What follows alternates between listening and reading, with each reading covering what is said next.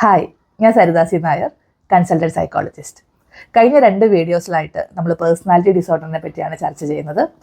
ഇന്നും ക്ലസ്റ്റർ ബിയിൽ തന്നെ ഉൾപ്പെട്ട വേറൊരു പേഴ്സണാലിറ്റി ഡിസോർഡറായിട്ടാണ് ഞാൻ വന്നിരിക്കുന്നത്, ഹിസ്റ്ററിയോണിക് പേഴ്സണാലിറ്റി ഡിസോർഡർ. ഈ അസുഖമുള്ള ആൾക്കാർ, ഈ ഡിസോർഡറുള്ള ആൾക്കാരിൽ കാണുന്ന പൊതുവായ ഒരു സിംറ്റം എന്ന് പറഞ്ഞാൽ ഇവർ വളരെയധികം സെൻറ്റർ ഓഫ് അറ്റൻഷൻ ആഗ്രഹിക്കുന്ന ആൾക്കാരാണ്.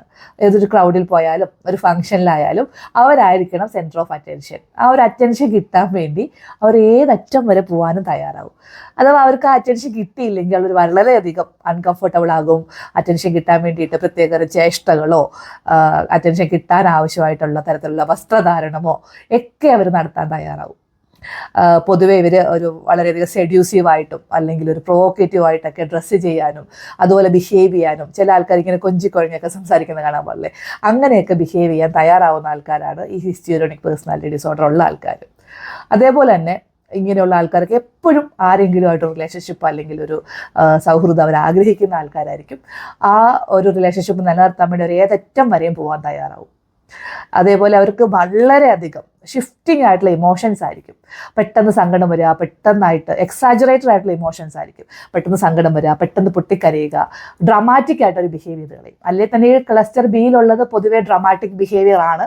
ഈ ഹിസ്റ്ററിയോണിക് ആൾക്കാരിൽ കുറച്ചുകൂടി ഡ്രമാറ്റിക് ബിഹേവിയർ കൂടുതലാണ്. ഡ്രമാറ്റിക് ആയിട്ട് ഷിഫ്റ്റിംഗ് ഇമോഷൻസ് ആയിരിക്കും.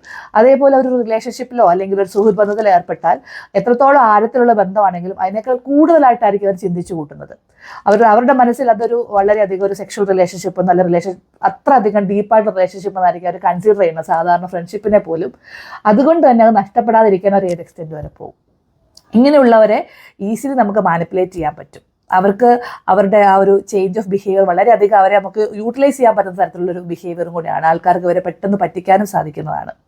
മെയിൻലി ഇങ്ങനെയുള്ള ആൾക്കാർക്ക് ഒരു ഇൻസെക്യൂരിറ്റി ആയിരിക്കും ഫീൽ ചെയ്യുന്നത്. അതുകൊണ്ട് തന്നെ അവർ ഈ ഒരു അറ്റൻഷൻ കിട്ടാൻ വേണ്ടി ഡ്രമാറ്റിക് ബിഹേവിയർ കാണിച്ച് ഏത് എക്സ്റ്റെൻറ്റ് വരെ അവർ പോകാനും തയ്യാറാവും. അവർ ആ ഒരു ബന്ധത്തിൽ തുടർന്ന് നിൽക്കാൻ വേണ്ടി ഒരു ഏത് തരത്തിൽ വേണേൽ കാല് പിടിച്ച് കെഞ്ചാൻ വേണേൽ അവർ റെഡിയാവുന്ന രീതിയിലാണ് അവർ ബിഹേവ് ചെയ്യുന്നത്. വിയേർഡായിട്ടുള്ള വസ്ത്രധാരണ രീതികളെല്ലാം അവർ പലപ്പോഴും പ്രകടിപ്പിച്ചെന്നിരിക്കും. ഈ പോലത്തെ സിംറ്റംസ് ഉള്ള ഇത് വളരെ ഡേഞ്ചറസ് ആണ് ഈ ബിഹേവിയർ. അവർ ഞാൻ പറഞ്ഞില്ല, ഏത് തരത്തിൽ വേണേൽ അവരെ നമുക്ക് ട്രാപ്പ് ചെയ്യാൻ പറ്റും. അപ്പോൾ അതുകൊണ്ട് വളരെ ഡേഞ്ചറസും ആണ്. സോ ഈ രീതിയിലുള്ള ബിഹേവിയർ ഉള്ള ആൾക്കാരാണ് നിങ്ങളെങ്കിൽ, അല്ലെങ്കിൽ നിങ്ങൾക്ക് അങ്ങനെയുള്ള ആൾക്കാരെ അറിയാമെങ്കിൽ എത്രയും പെട്ടെന്ന് ഒരു പ്രൊഫഷണൽ ഹെൽപ്പ് എടുക്കേണ്ടതാണ്. സോ വേറെ ഒരു വീഡിയോയുമായിട്ട് വീണ്ടും കാണാം. Thank you.